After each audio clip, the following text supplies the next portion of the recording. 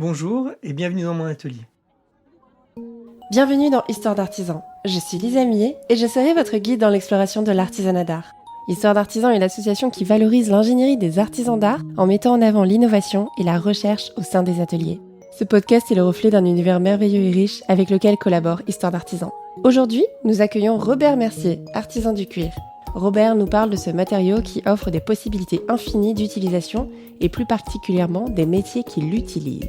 Vous découvrirez que le maroquinier et le maltier ne fabriquent pas les mêmes objets, que le sellier maroquinier et le maroquinier n'utilisent pas les mêmes techniques, et vous en saurez plus sur les différents cuirs et leurs utilisations. Belle écoute!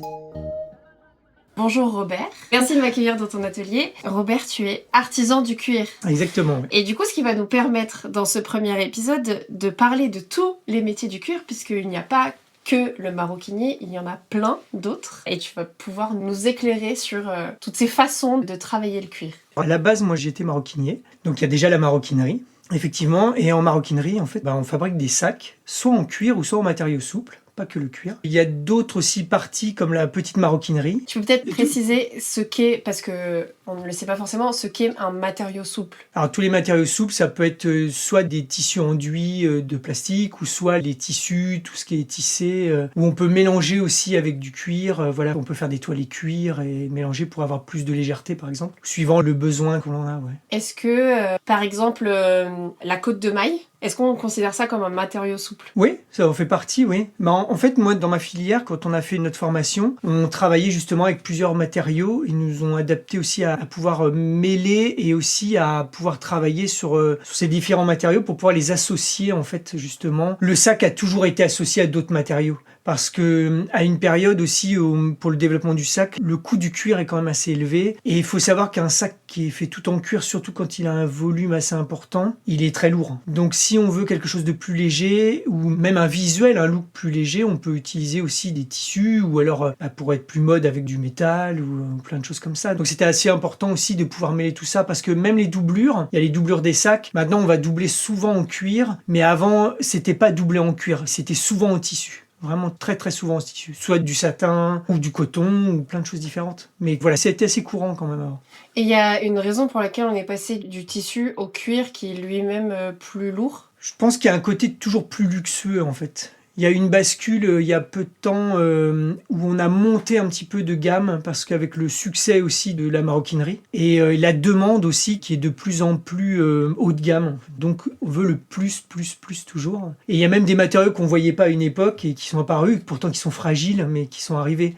Comme par exemple avec Coco Chanel, ces sacs à la base de Chanel, ils sont en agneau. Alors que nous, l'agneau, c'est un matériau qui est très fragile, on l'utilisait en maximum en doublure. Mais Coco Chanel, elle fabrique des vêtements, donc elle fabrique des vestes en agneau, des jupes en agneau, et donc quand elle se décide de fabriquer des sacs, elle fabrique avec les matériaux qu'elle a chez elle. Et donc elle utilise ces cuirs-là. Et donc par la suite, beaucoup de gens ont voulu aussi utiliser ce matériau-là, qui est aussi très agréable au toucher. Et donc maintenant, on voit quand même beaucoup de sacs en agneau qui sont très très fragiles et qu'on n'aurait pas utilisé avant parce que dans la durabilité, parfois c'est quand même un peu compliqué. Après, quand c'est un sac un peu délicat, ça va, mais autrement, il faut quand même quelque chose de plus résistant. Oui. Mais ce qu'on m'avait dit, c'est que l'agneau se patine et se griffe et qu'en fait, Oui. on se met en tête que le sac va évoluer avec son utilisation. Oui, alors ça c'est le plus important, je pense. J'ai croisé beaucoup de gens qui, dès qu'ils achètent un sac un peu précieux, ils veulent pas l'abîmer du tout. J'avais même connu une personne qui me le donnait toutes les 4 jours pour que je le recire et que je le renettoie tout le temps. Ah oui. Et ça c'est complètement bête parce que je trouve que ce qui nous fait rêver, ce qui nous projette aussi dans quelque chose de plus profond à travers nos objets, nos sacs ou les portefeuilles, c'est que le sac que ma grand-mère a porté et qu'elle a usé, elle est la seule à l'avoir usé comme ça. Personne ne peut l'user comme ça. C'est sa personnalité qui est à travers ce sac. Donc, il faut accepter l'usure. Si un jour on veut passer le sac à ses enfants, si j'ai ce tic de pincer tout le temps le côté droit du sac, oui, il va être peut-être troué, mais c'était le signe que maman, elle faisait toujours ce truc. Et c'est quelque chose de très personnel. Donc, il faut accepter l'usure des sacs et la vie qu'on peut leur donner et vivre avec, en fait, simplement. Quand tu récupères un sac, tu récupères son histoire. C'est ça. Faut accepter son histoire et puis maintenant on veut essayer de créer ce qui est terrible et ce que j'aime pas trop, c'est ces fausses usures en fait où on veut essayer de créer. Moi j'aime beaucoup les instruments de musique, les guitares. J'ai déjà racheté des anciennes guitares qui n'ont pratiquement plus de peinture parce qu'elles ont tellement été en concert et la transpiration a fait même disparaître la peinture. C'est une vraie usure.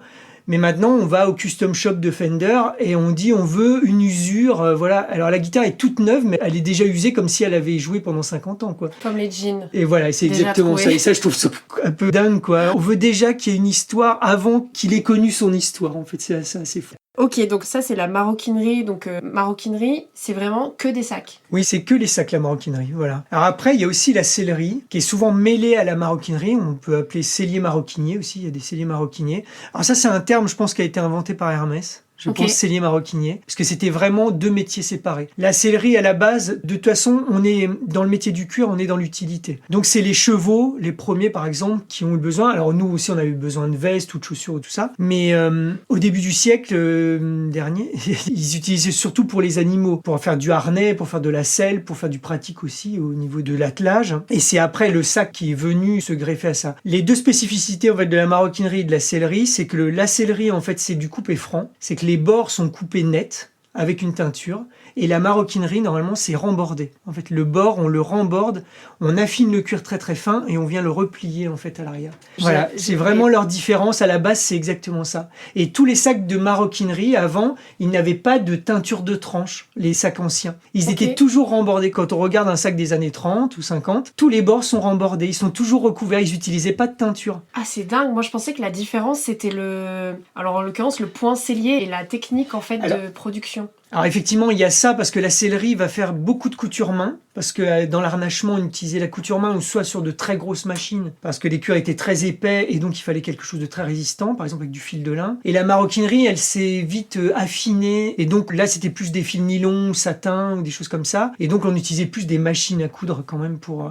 Et la maroquinerie était souvent plus faite avec des machines à coudre et la sellerie à la main. Et ça, c'est vrai. Donc en fait, si je comprends bien, la différenciation qu'on fait entre sellerie, c'est couture main, et maroquinerie, c'est couture machine, vient du fait que on avait des besoins spécifiques pour la finalité de l'objet. Oui, bah c'est l'industrie. Une dame qui commande son sac, elle va avoir moins de... Comment dire, elle va moins le solliciter qu'un percheron qui tire sur un attelage, je pense quand même. Donc elle est là la différence. Hermès, je pense qu'ils ont croisé le truc parce qu'effectivement, bah, ils font de l'arnachement à la base, donc ils sont selliers. Et à un moment, ils s'aperçoivent que les sacs fonctionnent et eux aussi, ils veulent fabriquer leurs sacs. Et ils peuvent le faire, ils ont de la matière, ils peuvent le faire. Et d'ailleurs, les premiers sacs, c'est souvent des sacs qui étaient utilisés pour transporter des bottes ou des selles, en fait. Le Birkin, quand il était en sacco à courroie, qui est son ancêtre, c'est pour porter des bottes, des équitations, des choses comme ça. Et donc, eux, ils ont continué à utiliser leur technique qu'ils connaissaient. Et donc, comme ils ont commencé à fabriquer des sacs, bah, c'est devenu effectivement des selliers maroquiniers. Et donc, ils ont presque créé un métier, je pense.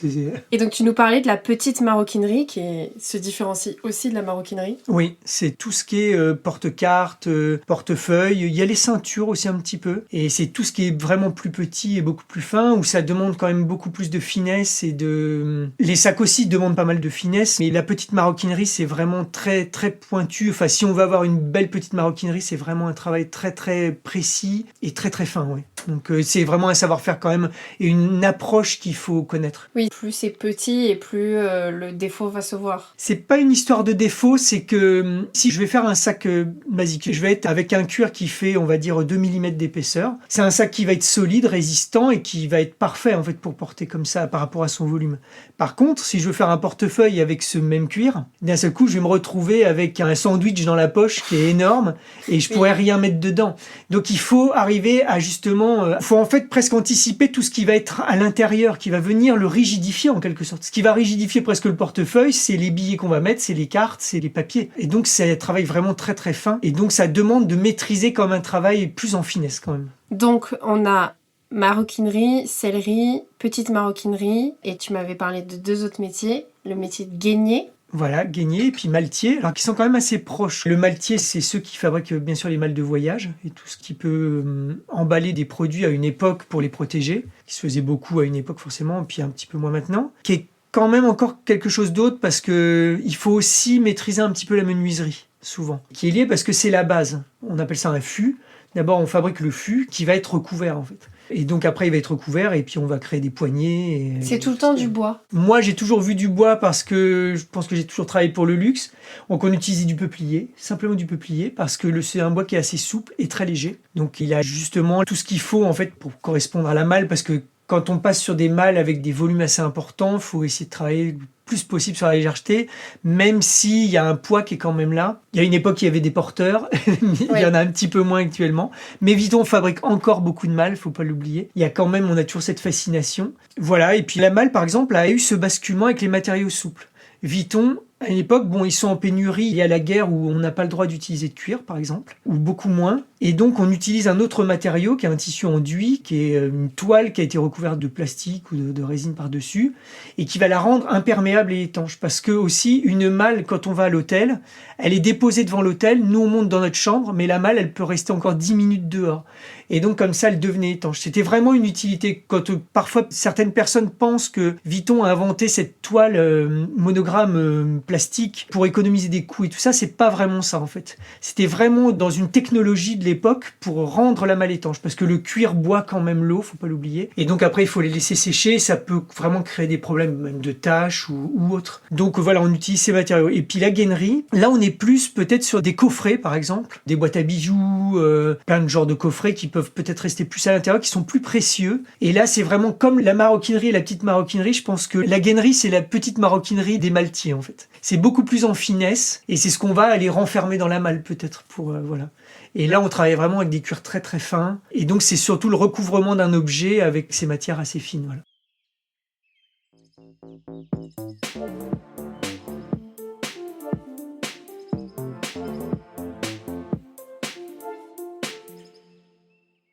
Donc ces deux derniers métiers, en fait, si je comprends bien, le cuir va être juste, alors je vais le dire très grossièrement, mais collé. Coller dessus, oui, c'est ça exactement, oui.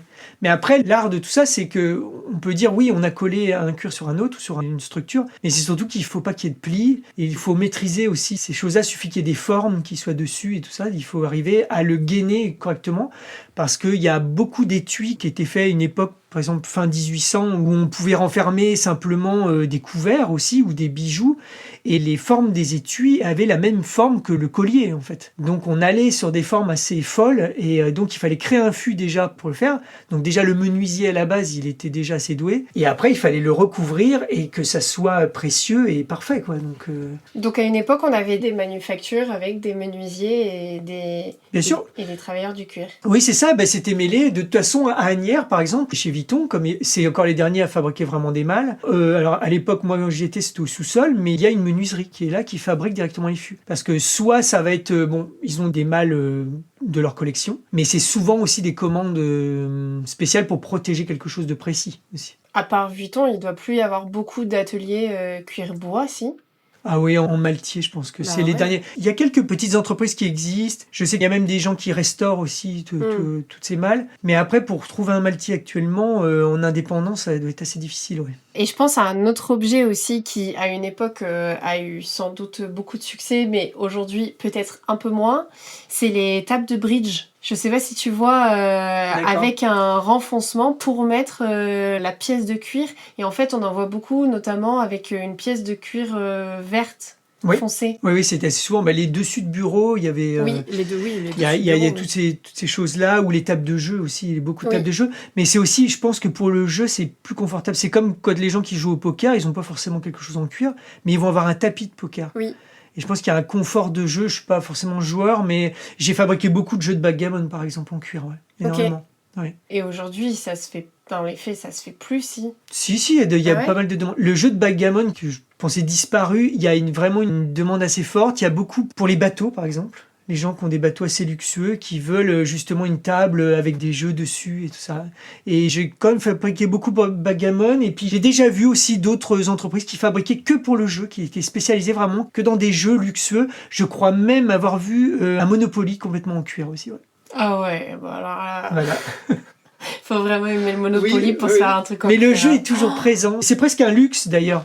Il y avait beaucoup de photos qui circulaient à un moment où vous voyez, je sais pas, James Dean ou qui joue au backgammon et tout ça pour montrer que voilà, pendant leur détente, ils faisaient ce jeu un peu où on va se détendre, mais un peu avec classe, où ils étaient sur la plage à faire ça. Et il y en a qui continuent encore à le faire. Après, bien sûr, c'est une partie de la population qui a un peu plus d'argent. Qui n'est pas nous. Voilà, mais il y a encore une forte demande, et il y avait même, quand j'étais chez Vuitton, on m'avait dit, ce qui était étonnant, c'est que par exemple, les gens ne portent plus de chapeau, mais ils vendent énormément de boîtes à chapeaux. Et ça, donc il y a une forte demande là-dessus aussi. Il y a quelque chose qui est du souvenir peut-être chez les gens. C'est comme les malles. Tout le monde veut avoir sa malle au milieu du salon, cette malle qui a voyagé et qui a une histoire au final. On revient à l'histoire des objets. Et pourtant, on va pas l'utiliser plus que ça, peut-être de rangement, mais on la veut là, quoi. Ça fait partie de nos imaginaires, je pense. Et voilà, ce sera toujours magique d'avoir ces objets. Et puis, il y en avait de très beaux. Ouais. Aujourd'hui, c'est Vuitton qui fait des malles barres où on peut mettre les bouteilles. Il y avait de tout. Hein. Oui. Ça, en commande spéciale, j'ai vu énormément de choses. Oui, il y avait beaucoup de choses. On est d'accord que dans les métiers du cuir, parce que je pense aussi à notamment le billard avec le feutre, vous, c'est pas considéré comme métier artisan du cuir, c'est une toute autre technique. Au niveau du billard, ouais, il n'y a pas de cuir, même si c'est d'autres matériaux. Ouais, non, c'est vraiment une spécificité, je pense. Ok. Ouais, ça, c'est rarement. S'il y a autour du jeu, c'est plus une histoire de tapis ou de boîte où le jeu il est à l'intérieur, en fait. D'accord. Ça va plutôt être ça. Peut-être pour lui donner aussi un côté luxueux, c'est possible. Oui, mais c'est un côté moins froid quand on joue. Je pense qu'il y a un côté. Les jetons, quand ils sont pas en métal aussi, j'ai rien contre le métal, mais il y a quelque chose quand même qui est plus agréable au toucher. Oui, comme moins tu dis, froid, moins froid. et le métal, ça reste froid. Voilà, et dans la détente, je pense que ça reste des choses qui sont plus agréables. C'est comme le tapis de jeu, au moins si on pose ses bras sur le bord de table, c'est plus agréable que juste le plateau en bois, quoi. Mais du coup, est-ce que justement, tu parles du métal qui est froid, est-ce que tu considères que le cuir est froid ? Alors, le cuir, c'est la première fois qu'on me pose cette question, mais en fait, on a toujours, d'ailleurs, la réponse, elle est souvent avec les voitures, où il y a des gens qui veulent pas de siège en cuir parce que soit ils disent que l'hiver, ils sont froids, et l'été, ils sont trop chauds, en fait. Mais parce que c'est tempéré, je pense que ça prend la température extérieure, et ça dépend aussi des cuirs. Il y a les cuirs, par exemple, que toutes ces finitions un peu velours, ils seront jamais froids, en fait, au toucher. C'est souvent quand ils ont une fleur peut-être rectifiée ou qui sont recouvertes, où justement ils captent plus le froid, peut-être, le gèrent moins. Ok, donc oui, en fait, c'est pas le cuir qui peut être considéré comme froid, c'est la finition. Non. Oui, je pense que c'est la finition qu'il y a dessus, oui. Oui. Après, ça prend la température à l'extérieur. Ça ne l'accentue peut-être pas. En tout cas, ça l'accentue pas. Le métal, je pense que si on le laisse à 0, je pense qu'il est encore plus froid que 0. C'est bien possible. Je ne sais pas si c'est un ressenti ou quoi. Mais on pourrait presque s'imaginer qu'il est encore plus froid que l'environnement qu'il y a autour. Mais il prend peut-être la température. Ça peut refroidir un petit peu ou chauffer, mais après, il faut le laisser en plein soleil. Là, je prends l'exemple de la voiture parce qu'elle est exposée vraiment à l'extrême, je pense. J'irai plus loin dans ma question. Mais est-ce que le cuir est conducteur d'électricité ? Parce que le métal est conducteur. Donc est-ce que ça peut être... Enfin tu vois quand tu dis ça prend le froid et ça prend la chaleur, est-ce que t'as déjà testé de savoir si c'était conducteur ? Non, ça je ne sais pas. J'ai déjà pensé à essayer de faire ce test qu'ils font avec des électrolytes, je crois, je sais plus, où ils branchent d'un côté et de l'autre pour faire ressortir toutes les sortes de veines qui sont dedans, comme on fait avec le bois. Où d'un seul coup, ça va passer par les canaux en fait du bois et ça brûle toutes ces parties. J'ai déjà voulu essayer, mais il faudrait l'humidifier et ça reste quand même une matière qui est assez fragile. Et quand on commence à trop la chauffer, elle réagit plutôt mal quand même. Oui, donc il faudrait faire des tests et des tests pour arriver au résultat souhaité. Parce que le cuir a des veines.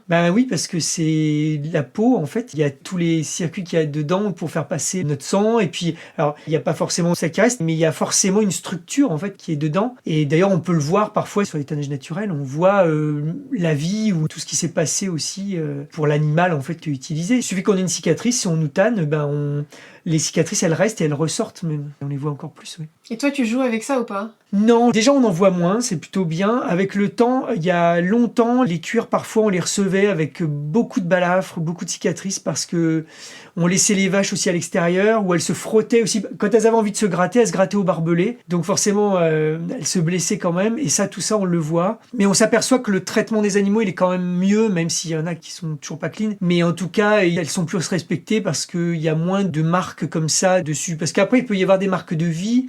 Mais bon, il y a des choses qui sont quand même délicates. Une césarienne, par exemple, j'en ai quelques-unes de temps en temps. Mais esthétiquement, il faut pouvoir savoir l'utiliser. C'est quelque chose comme de particulier. C'est marrant, ça paraît pourtant évident, mais je ne m'étais jamais dit qu'on pouvait faire une césarienne à une vache. Puis on retrouve l'Amérique du Sud, les animaux sont marqués au fer rouge, par exemple. Oui. Donc là, ça reste la marque, elle est dessus aussi. Donc tu peux reconnaître... on connaît le propriétaire de l'animal, oui. Ouais, là, c'est vraiment l'extrême. Nous, on fait pas ça ici. Et tu vois leurs grains de beauté ? Parce que j'imagine qu'ils ont des grains de beauté aussi. Des grains de beauté, j'ai jamais vu. Non, il n'y a pas forcément de taches et je sais qu'il y a des couleurs à travers les serpents. Après, c'est une spécialité, vraiment le tannage des cuirs et tout ça, c'est encore un autre métier qui est avant nous. Mais souvent, il n'y a pas de couleur, ou c'est une couleur assez terne en fait à la base. Parce qu'on est toujours étonné de voir un crocodile rose, mais il sait pas, et quand il était vivant, il se baladait pas en rose. On l'a coloré par la suite. Ou à paillettes, bon voilà, c'était bien après. Mais après, il n'y a pas forcément de couleur, oui. C'est par la suite qu'on amène une couleur, en fait. Avant tannage, un crocodile, c'est blanc transparent, non? C'est pas forcément transparent, ça a une sorte de couleur un peu vert terne assez claire. Et après, je crois qu'avant les couleurs, il y a un travail, peut-être à la chaux, où ils le rendent complètement blanc. C'est pour que par la suite, on puisse amener une couleur beaucoup plus uniforme.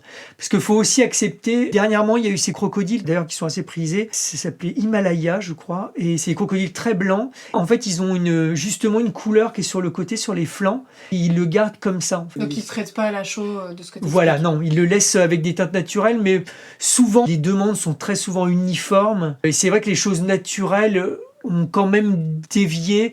La maroquinerie des dernières années, ils veulent quelque chose de parfait, quoi, de vraiment parfait. Parce que le client, il faudrait l'éduquer pour qu'il comprenne pourquoi il y avait ce petit défaut qui n'est pas un défaut, en fait, et qui est simplement la vie de l'animal. Et au contraire, ça amène quelque chose de plus unique. Mais bon, on va vers la perfection, et donc il faut pratiquement écarter tous les défauts. C'est peut-être pour ça aussi qu'il y a plus de peaux aussi dans ceux qui déstockent les peaux, tout ça, parce qu'elles sont écartées, parce que voilà, elles ont des petits défauts et qui peuvent être très bien utilisés derrière, c'est sûr. Autre question qui peut paraître complètement débile, mais les vaches noires et blanches, le cuir, il est noir et blanc? Non, c'est que leurs poils en fait qui sont... Ah ouais? sur les... Oui, c'est débile parce que nous n'avons pas la tête noire quand nous avons les cheveux noirs. Exactement. D'accord. Merci Lisa. Ouais, mais je dis ça, mais je me demande si, par exemple les chats siamois. Oui, c'est vrai qu'il y en a qui ont une peau colorée. Mais il y a certains animaux qui ont une couleur, c'est vrai que j'ai déjà vu. Les pitons, par exemple, ils ont déjà une coloration dans leurs écailles, avec des mouvements, avec des rythmes de couleurs, par exemple, un peu plus noirs sur des zones et tout ça. Oui, même les lézards, mais les vaches, je pense pas, non. Tout ce qui est quand il y a les poils, mais c'est vrai que même les chiens, parfois, ils sont colorés un petit peu en dessous. Même leurs truffes. Ouais.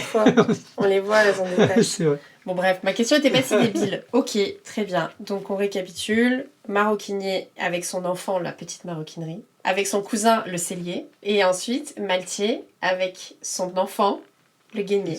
Voilà, c'est un peu ça. Très bien. Et merci beaucoup Robert pour cette petite introduction sur les métiers du cuir.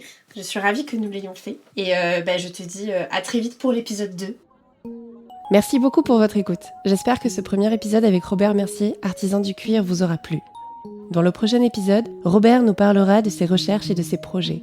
Vous pouvez continuer de m'aider à faire découvrir les histoires d'artisans au plus grand nombre en mettant une note et en vous abonnant sur votre plateforme de streaming préférée.